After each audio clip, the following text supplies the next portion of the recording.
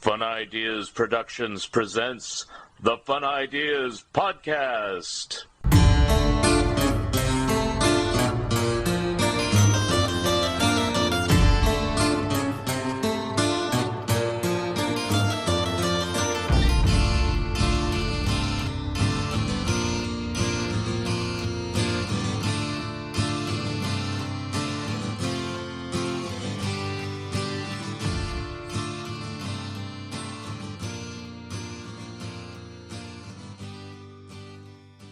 Hi, this is Mark Arnold, and welcome to Fun Ideas Podcast number 176. The Fun Ideas Podcast is brought to you in part by Lee's Comics. Friends, have you tried Lee's Comics? Lee's Comics is better than the leading comic book store. Wait a minute. Lee's Comics is the leading comic book store, based on arbitrary standards set by Lee Hester himself. Lee's Comics was named as one of the 21 best online dealers by popoptique.com. To shop the Lee's Comics eBay store, go to eBay and search for Lee's Comics, Inc. That's LEESCOMICSINC, period. Don't forget the period. Mention the Fun Ideas Podcast when you order, and you'll receive a free bonus gift. You remember them from your childhood. Casper the Friendly Ghost, Richie Rich, Hot Stuff, Baby Huey, Sad Sack and Little Audrey. You read them in comic books and saw them on television and in the movies. Now you can read about how they and other Harvey comic characters were created in two great books from Mark Arnold and Fun Ideas Productions, The Best of Harveyville Fun Times and The Harvey Comic Companion. Both are available from Amazon. The Companion is also available from Bear Manor Media. They are available in hardcover, paperback, and ebook versions. Order your copies today. Long title, Looking for the Good Times, Examining the Monkey Song One by One, by Michael A. Ventrella and Mark Arnold.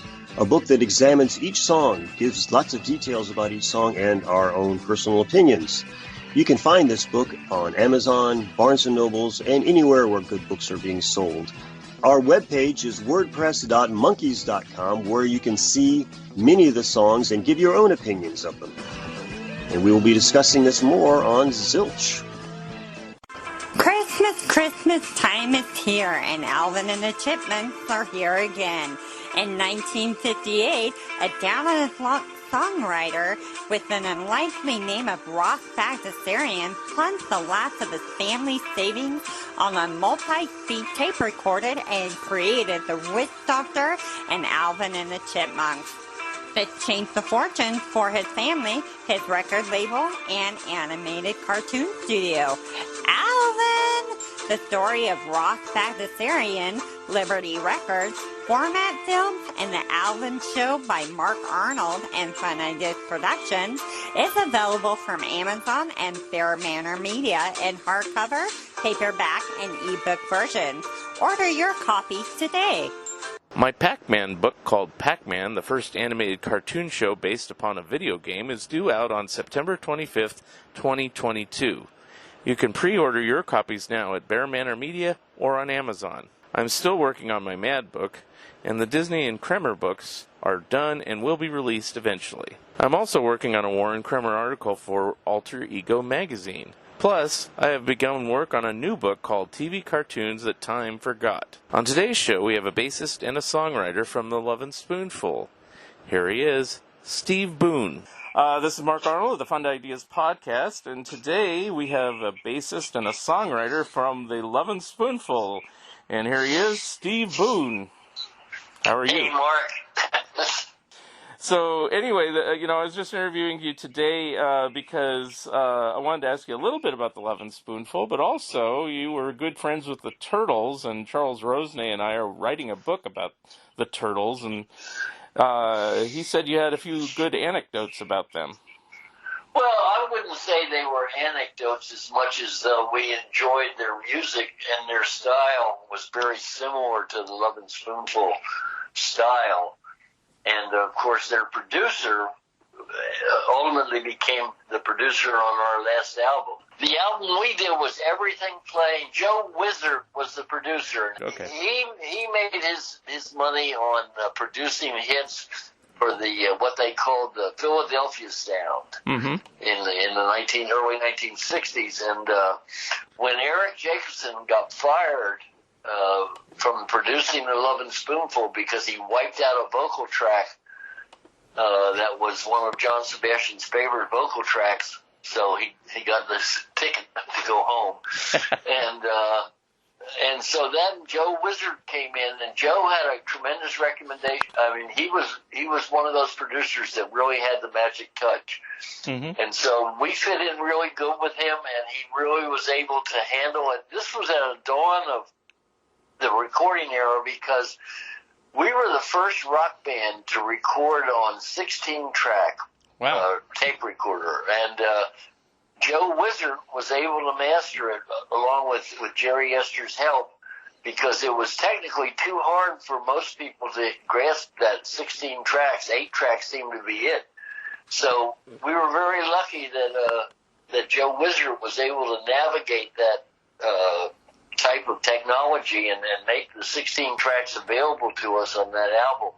And we were very grateful for that. Of course, you know, Joe Wizard had some great hits of his own, and so the Turtles being one of them, and just, you know, you can see where Joe Wizard fits into the whole scene in pop music of late 1968. Mm-hmm. That's where he kind of came to life for the Lovin Spoonful, and then the Turtles took off just before that. And we were not only friendly with them, but we were very similar style-wise from our music. So it was sort of a kind of relationship that was good because it was something we all felt comfortable listening to. And so the Turtles turned out to be a really hot record-producing act that just had that knack for producing hit records. And as the results show, they really did fabulous when it came to the top 10. Right.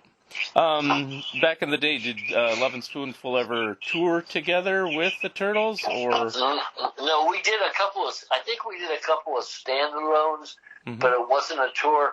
The only tour we ever did that was really a tour was with 2 groups. One was the Beach Boys, and then the other one was the Association. Okay. And so it was at the dawn of the era of bands, touring under the umbrella of another producer or something. So it worked out very good for us. Mm-hmm. And just curious, did you ever sit in on any Turtles sessions or play on any of their records or anything? No, we did not. Okay. That was not something that we did because the only person I sat in on a record being recorded was Bob Dylan's Bringing It All Back Home album.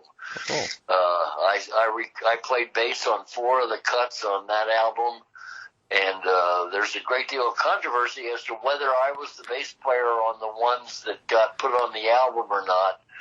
And it was a fun experience. John Sebastian was friends with Bob Dylan. And when the Lovin Spoonful was first rehearsing our songs out on Long Island in a closed for the winter hotel that a friend of mine was the manager of, got a phone call one night, and I answered the phone, and the voice asked for John Sebastian. And I said, well, John Sebastian's here. Who can I say is calling? And he said, Bob Dylan.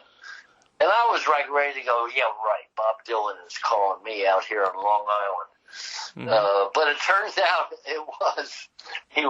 Bob Dylan was actually looking for John Sebastian to come in. John had sat in on some other things that Bob was doing, and so he asked John to play the bass on a couple of cuts, and when he wasn't satisfied with what John was doing, John said to Bob, he said, well, this guy here that drove me into New York is an actual bass player. So I ended up playing on 4 songs on the album, and very proud of that. I've always been a huge fan of Bob Dylan's, and I was very, there was a big controversy over whether I actually played on the album or not. There's this group called Sub Pop, and they claim that I never did play on the album. And then somebody in Sub Pop Land came up with a pay stub from Columbia Records for me, having been paid for that session. So that kind of ended the conversation that I wasn't playing on the Bob Dylan Bringing It All Back Home album. That's funny.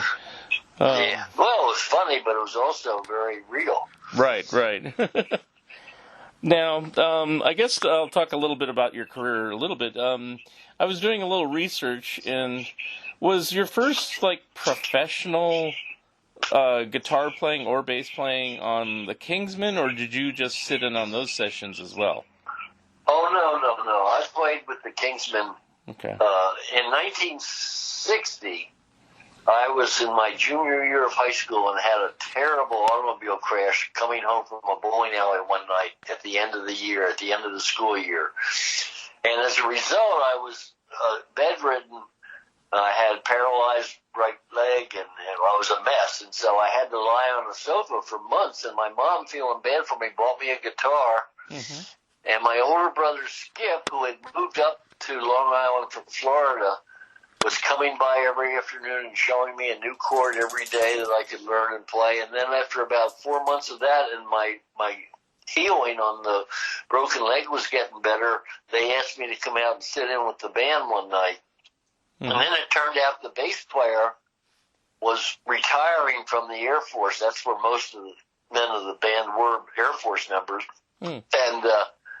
And once he said he was retiring, I applied for the full-time bass player job and got it. So that was how I got started playing bass, on the Bob Dylan album.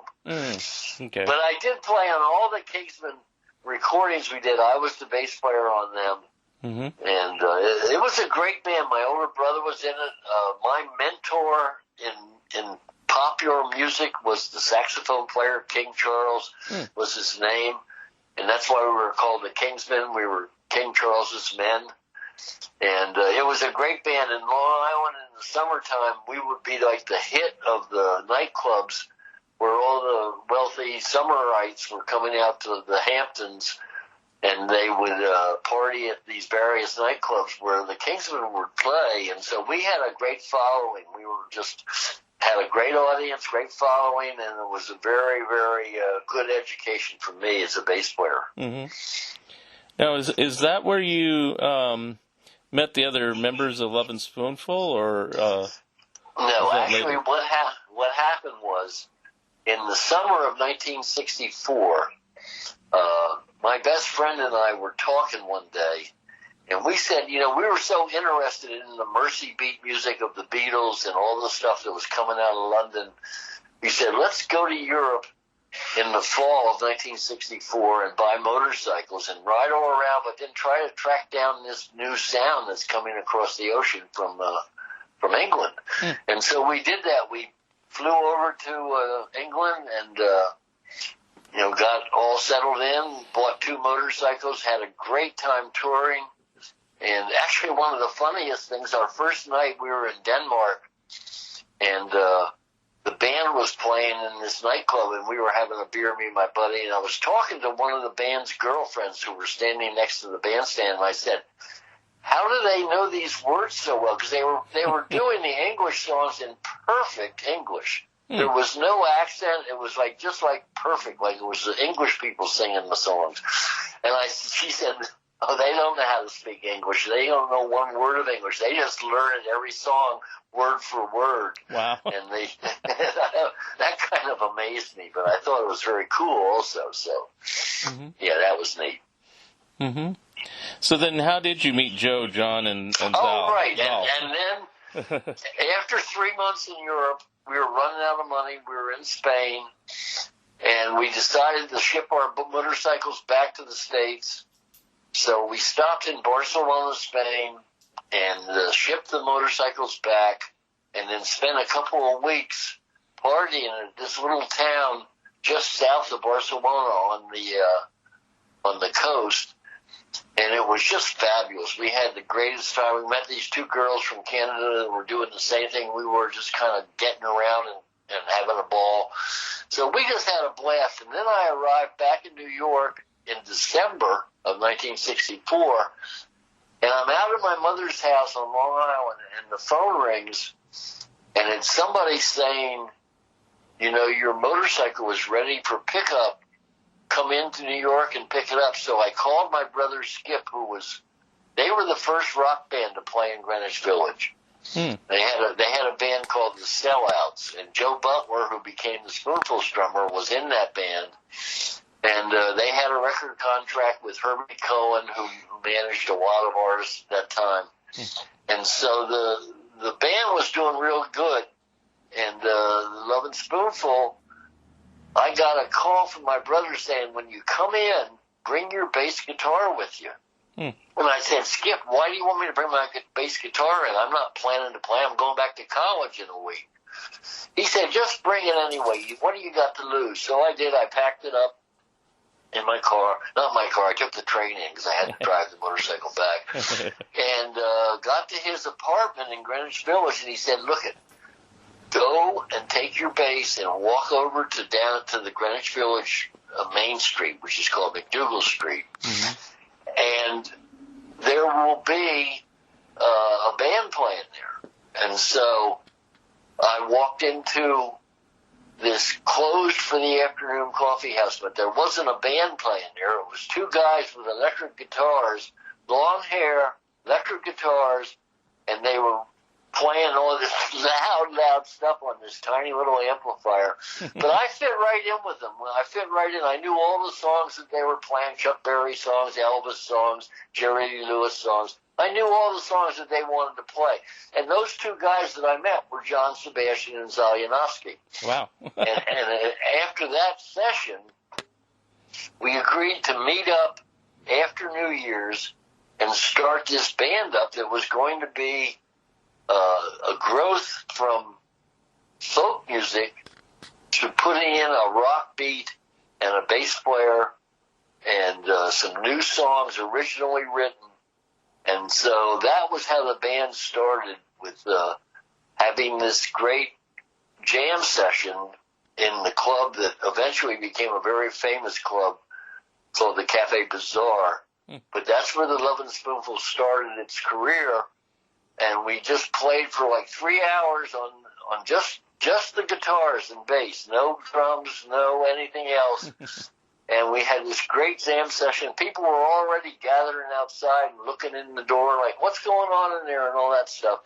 So from that point on, we got a drummer, not Joe Butler, because he was already committed to the Sellouts. They had a contract with Herbie Cohen, who managed a lot of famous people. So anyway, that was when the band started up. We didn't have Joe Butler because he didn't think we were going to be able to get a record deal. And he had one because the band already had made an offer on a record deal, and so he decided to stay with it. And this fellow named Jan Buechner, who was the night winter operator of this hotel that was closed for the winter. And he was a drummer from Florida who had played with my brother in St. Augustine when they lived down there. So he became our drummer for the first couple of months of the band. And he was a great drummer, but he was like 6 or 7 years older than us. And he kind of didn't fit in looks-wise. And so it didn't work out for him being in the band. But what did work out was we learned a whole bunch of songs that were John's originals, and then some new songs that were just coming online. And so by the time that we had finished having these jam sessions, we were ready to go out and try to get a record deal. We just were playing good. We liked the way it sounded. And the combination of folk songs and rock beat really went over well with the audiences that were listening outside as we rehearsed. So really it was the starting point of the Lovin Spoonful, but it was because of the fact that we didn't have the whole band together when we started out. We kind of worked with a part-time drummer, and then the other two guys filled in on guitars, and I played bass. And it was easy to see that this band was going to be successful because we sounded so good together without any rehearsal. We just said what key it's in, play the song, and it sounded great. So we were real happy with how it was. And I think the Turtles kind of started the same way, to tell you the truth. Yeah. From what I know about them anyway, they were, doing very well and got really rehearsed up and were good and ready to go. And so I think we were kind of traveling similar paths. And it was obvious that kind of music was ready to catch on with the public. So right. I think the Turtles and the Spoonful had a somewhat of a identical path. Mm-hmm. And I think that's one of the reasons a lot of people associate the Spoonful with the Turtles. Mm-hmm. Now, did you hang out with Howard and Mark and the others back in the day? We didn't hang out. Hanging out was something you did with your girlfriend. Right. We just didn't. It wasn't hanging out time. We were. By the time we got started doing dates, we had barely enough time to brush our teeth, go to bed, and get up and do the next one. It was just. Yeah. It never let up from let's just say the 1st of March, 1965, until a year later when we had our first hit record out.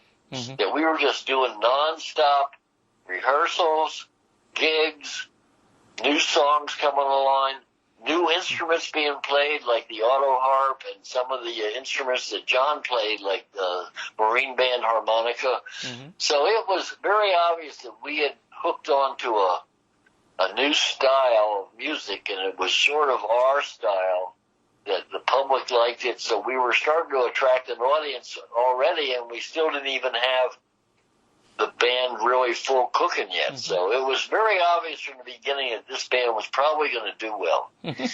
So when did you finally get Joe to commit to it? Well, let's say it was February 1965 when we made the decision to not go with the drummer that I told you about, Jan Buechner, and go with Joe Butler, because he was now starting to see how good the band was. Mm-hmm. And his record deal was getting bogged down in BS, and so he kind of came to us and said, look, if I leave the band, can I join this band? And we said, sure. I knew how good he was, and like I said, I played with him for years, so I really knew that he would fit in good. And so once Joe joined us, mm-hmm. It was very obvious it was going to be soon that we were going to be on television. Mm-hmm. Now, was the first label you worked with, was it Kama Sutra, or did you try out at other labels before that? No, there was a label, it was a folk label, and they wanted to sign us very badly, but we didn't think they had the juice to get songs on the radio. Mm. Getting a 45 on the radio was not something for a folk music record company to do. Right. They didn't get hits on the radio, so we were very careful who we selected, and it turned out that partnership worked out really good, and the band started cooking almost from the get-go. Mm-hmm. And it was it was just like meant to be kind of thing. Everybody was like, man, this thing is working out real good. And, we did some gigs. We worked around a little bit, got familiar. Then we went to this record company, and they said they would front us some money if we cut 3 cuts for this album they were putting out with Eric Clapton and I forget the other artists that were on there. Paul Butterfield Band and Eric Clapton. And so this album got put together with the 3 groups: the Paul Butterfield and the Lovin Spoonful, and the Turtles weren't part of this. This was a different thing, and so it kind of became a situation where we knew they couldn't get records on the radio, but we said they've been so good in helping us get amplifiers and stuff like that we agreed to record 4 songs that got on the not everything playing. It's What's Shakin' was the name of the album. And the name of the record company is escaping me right this minute. Boy, you caught me on a bad day in terms of memory. But anyway, it was a folk label, and they were very, very, not pushy, but they really wanted us to be on their label, but we just didn't think they could get the job done because they were considered to be a folk label, which didn't have a whole lot of juice as a record company that could get songs on the radio. In those days, AM radio was king. Right. And if you wanted to make a name for yourself, you had to get on AM radio. Mm-hmm. And so we knew that that the record company that was called Kama Sutra was some real diehard gangsters, I guess you might say. But, it's like a tough business. I wasn't surprised at all that they were like gangster types. And so they maneuvered, they did what they had to do. We got, songs on the radio, and the next thing you know, we were in California playing at a nightclub out there in San Francisco, and the airport, we got picked up at the airport by our record company PR man, and the first thing we did when we got in the Cadillac convertible to drive into town was turn on the radio, and Do You Believe in Magic was playing. Wow. I think they had it planned personally, because the disc jockey, it was his show, and so I think he just kind of timed it out with the airport pickup, and the band's in the car, let's play, Do You Believe in Magic on the radio. And it was great. We loved it. We first heard the song and played it, and it was wonderful. Mm-hmm. Looks like I'm kind of looking at it as well. It looks like Elektra Records was the one that you were that was That's it exactly. Elektra Records, and they were a good label. They had a great deal of. They were really straight up good people. They weren't crooks or anything. They were really doing the right thing, but they just didn't have the juice to get records on the top 40 radio. Right. It's funny that just a couple of years later, that kind of all changed with like the Doors and groups like that. But Paul Rothschild, who was the producer on Elektra Records, mm-hmm. was a big friend of John Sebastian's. They wanted to sign the Lovin Spoonful, but we knew they didn't have the juice to get a record on the radio. So Paul Rothschild then went out and found the Doors. Yeah.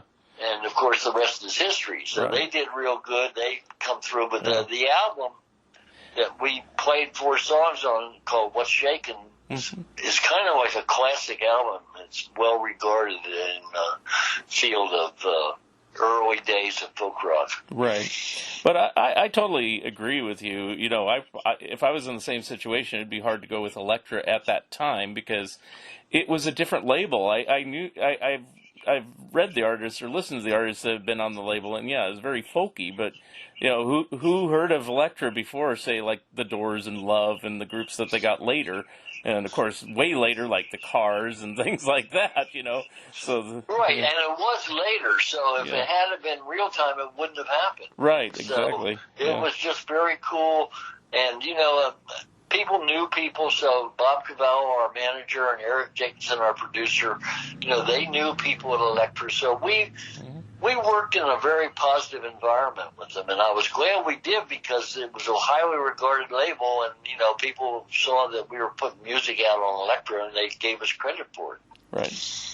I do know, of course, in the history of Lovin Spoonful, eventually Zal went off to go solo and things like that, and then Jerry Yester was brought in. Now, I interviewed Jerry Yester, and he said he actually did play with you guys on the earlier material as well. Is that correct? That's right. He played piano on Do You Believe in Magic? Okay. So. And he also sat in as musical director. Jerry's very talented, not just as a performer, but also as a producer and a writer, and he also has skills at orchestration and stuff like that. Very, very talented and very handy in the studio. So, Jerry was really a welcome addition to the band when he joined up. Okay, so it wasn't that far-fetched, and that's what I asked him originally. It's like, where did you come from out of the blue? And he goes, no, I was already working with them. And I go, okay. Yeah, and, in those days, in the early days, in early 1965, mm-hmm. it was kind of like a club. And the people that were in it all went on to have successful careers mm-hmm. in the record business, but they started out just as like a club of guys that belonged to this group of musicians that worked in the nightclubs in Greenwich Village and the nightclubs out in Los Angeles and up in San Francisco, the Grateful Dead members saw us perform at a gig at the Cow Palace. I think the Turtles might have been there for that gig, too. Mm-hmm. That sounds right. And that's when they decided to become a folk band, Grateful Dead. So, so yeah, there was a lot of things happening in 1965, and it was very positive for the music scene, and I was really glad that we were right there at the right time in the right place. Mm-hmm. Now, you may or may not know this, but Jerry eventually went on to produce the Turtles' final album, which actually wasn't released. It was going to be called Shell Shock, and it was supposed to come out in 1970, but then the Turtles and White Whale disintegrated around that time. Right, well, just to put another wrench on this nut, Jerry Yester's my father-in-law. Oh, I didn't know that. So, we're very close. And in fact, right now, as we speak, we're working on new songs that I come up with a basic music bed and send it to him, and then he puts in his skills in arranging and adds stuff to it to make it, more progressive. And so it's really good. We're really getting some good stuff down. Very good. Now, another commonality, I'm remembering that interview, and I wrote it down. And then I read this. Were both of you, you and Jerry, turned down for the Monkees? No, we turned them down. Oh. What happened was Jerry was different. He advertised, he answered the ad. He wanted to be in the Monkees, but we already had a hit record with You Believe in Magic, and our manager said, come listen to these guys, they've got a proposal. So we listened to them, and they said, hey, we've got this TV show we're going to do, and it features a band we're going to call the Monkees, and it's going to be kind of like Hard Day's Night. And so we said, we turned them down, and for the reason that I think were very good reasons. We didn't think that trying to copy the Beatles was a good way to go for original music band. So we just said, thank you, but no thank you. We'll try to get it on our own. But they did want us to be, the band that would take the place of the Beatles. It wasn't going to happen, obviously. Now, according to your memory, did they want you to remain the Lovin Spoonful, or did they want you to change the name to the Monkees? That was the deal breaker. Once they said you got to change your name, we said, no way, Jose. Wow. We've already got a name. We've already been interviewed on TV, and we've already been played on the radio as the Lovin Spoonful. We're not going to take and change our name. Not happening. So that's when we turned them. We're not going to interested. And I thought it was going to be a success. For sure it was going to be a success. But we, you got to stick with what you got, and we were very pleased with it. So we decided just to say, thanks, but no thanks. Yeah, it's kind of interesting that they wouldn't let you keep your same name. Like, there's that other show, Happening 68 or whatever, that had Paul Revere and the Raiders, and they let them be Paul Revere and the Raiders. They didn't change their name. Yeah. Well, they wanted us to change the name, but they also want us to change our style of music, and that was not going to fly because we'd already had a hit with Magic, and You Didn't Have to Be So Nice coming up, ready to go on the charts, and it did real well. It made top 10 too. Right. So I think we made a right decision there, but you never know in show business. Sometimes you take what you got and you run with it. Other times you just kind of, suck wind. Yeah. I still think you did the wisest choice because, I do too. If you're already successful, why mess with it? No, that's absolutely right. And it's very easy to kind of say, well, you were just lucky. Yes, we were lucky, but we also knew we had a good thing, and we didn't want to give up on it without some kind of good reason to give up on it. And there wasn't a good reason. What if the Monkees had flopped? If it hadn't been a hit, then we would have given up our name and our reputation as the band that played Do You Believe in Magic. Right. And You Didn't Have to Be So Nice was getting ready to come out and be a hit. So it was a decision we made that I very much agreed with. Yeah. And of course you had other hits later, Daydream and Summer in the City, and things like that. So yeah. Make Up Your Mind and then Summer in the City and then Nashville Cats. We had 9 top 10 songs in a row that came out from us. 9 in a row, top 10. Wow. And I even know some lesser-known ones that are still good, It's like, so you had quite a long, good, solid run there, so. Yeah, absolutely. Like I said, I feel very fortunate to have had the career I've had. Mm-hmm. Now, you kind of parallel the Turtles again because you kind of ran in tandem as far as you started, professionally about 1965 with Lovin Spoonful, and then it kind of ended around 69, 70, and so the Turtles. Was that just kind of the nature of how music was changing? Because, it seemed like early on you're talking about getting on AM radio, but by the end it seems like FM was starting to take over. Is that not correct? Well, that's exactly what was happening. And the other thing was that Zolly, I don't know if you know about the marijuana bust that happened to the band. Have you ever heard about that? I think so, yeah. But you can talk about it. Well, it was really way overamped. But what it was is we got stopped driving a rental car with a bag of weed that Zolly put under the front seat. And they found it, and they were, because Zolly was a Canadian citizen, they were going, well, he's going to leave the country and never be able to come back in unless you cooperate with us. Mm. And we weren't interested in doing that at all.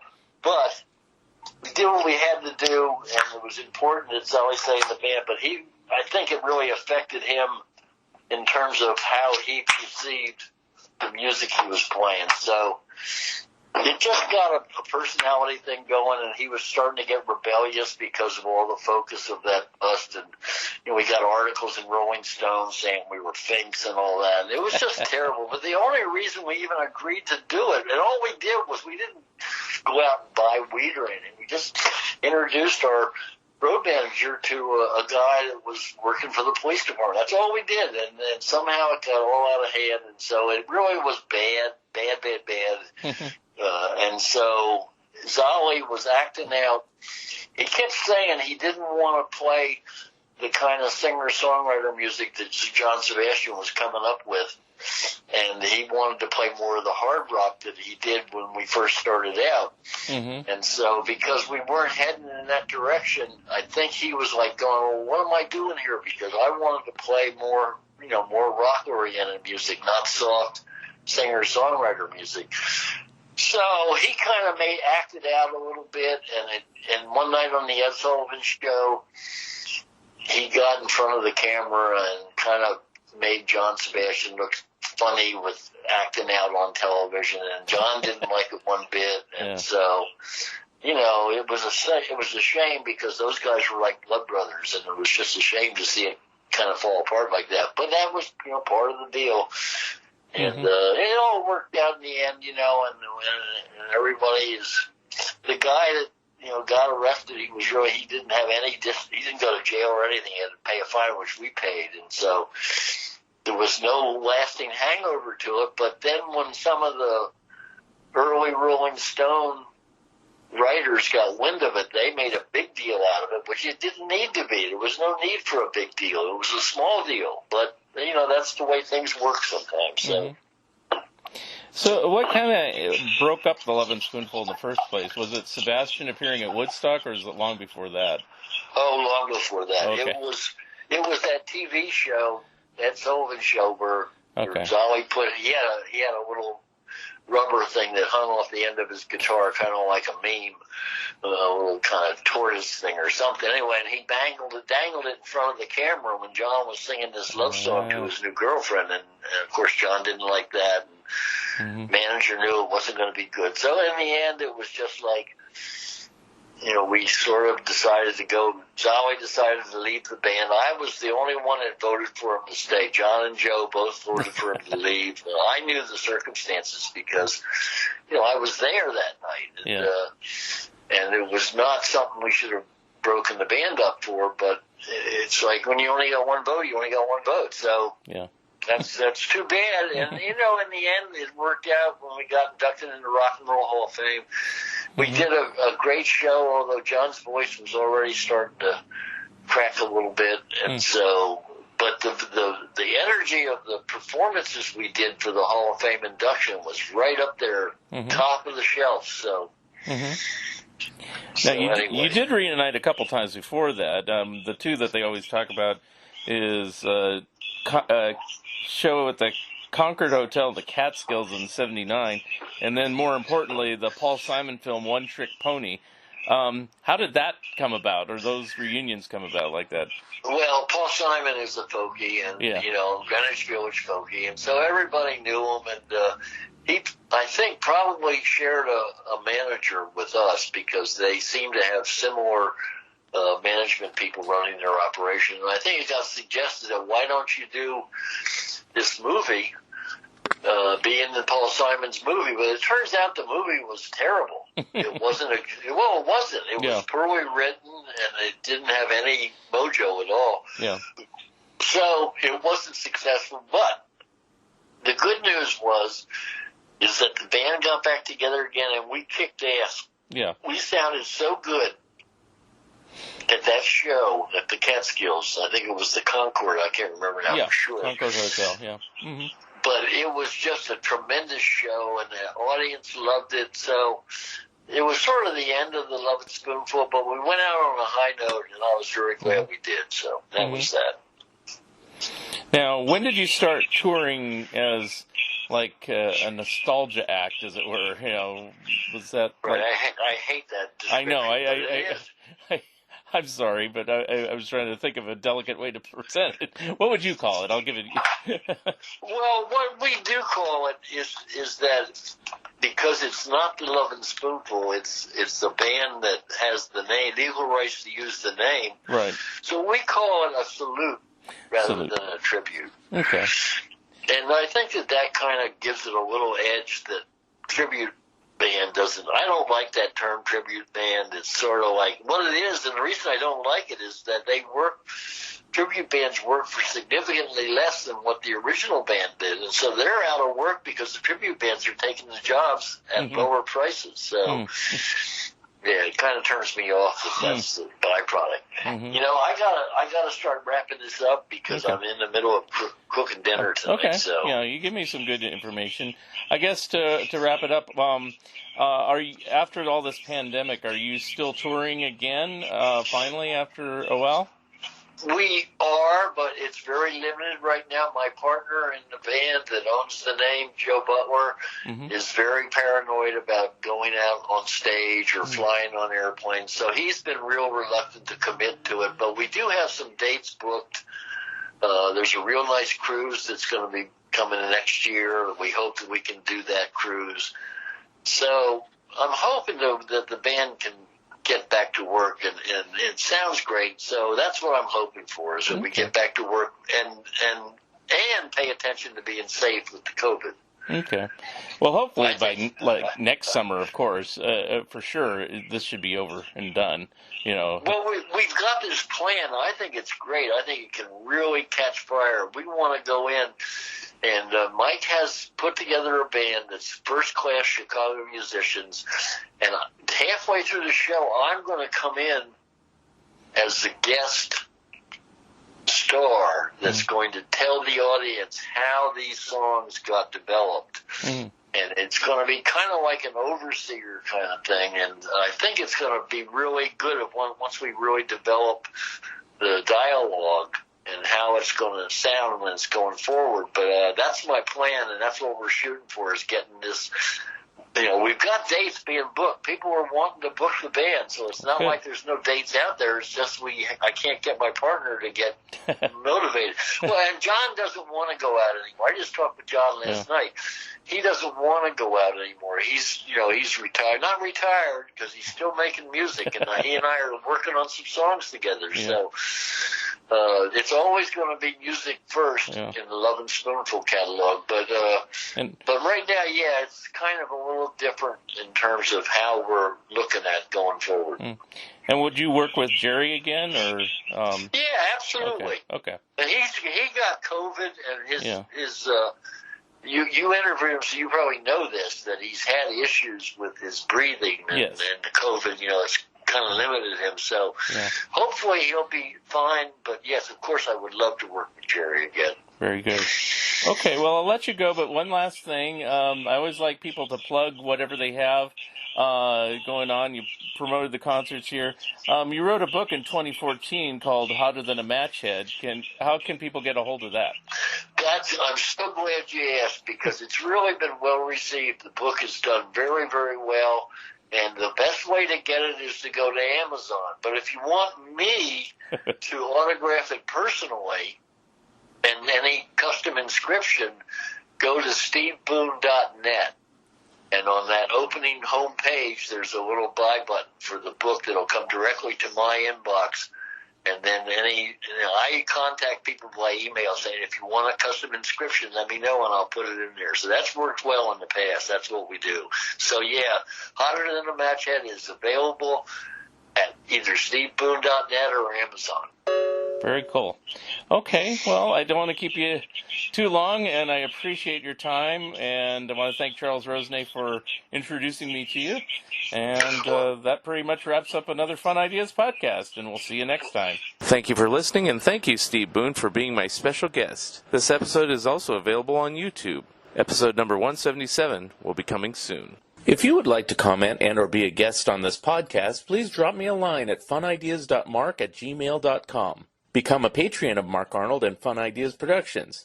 If everyone listening just contributed $1 a month, that would be a tremendous help in continuing the production of my books and this podcast. Also, subscribe to my YouTube channel. The opening and closing music for the Fun Ideas podcast is provided courtesy of Andrew the Slow Poisoner Goldfarb and is used with permission. This has been the Fun Ideas podcast. This is Mark Arnold speaking. This episode is copyright 2022. Fun Ideas Productions. Thank you, and good night.